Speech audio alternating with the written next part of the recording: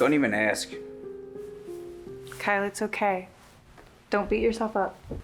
Look at me, Jules. I'm playing dress up for a life that I can't have. Your family sees right through me, and you know I don't understand why you're freaking out. I'm not who your parents think I am, Jules. I didn't graduate from Yale with a PhD. I didn't build a 7-figure company in my dorm. I'll never compete with your brothers. And sure as hell will never impress your father. Jules, I'm a high school dropout. A lower class loser. Rich.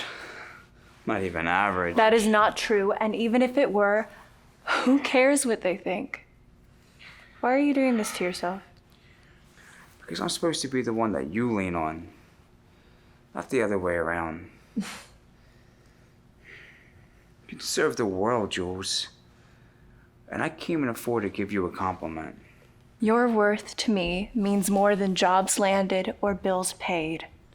I love the man that you are, not the paycheck you bring. You do so much for me that I can't even explain. And who cares if I make more money?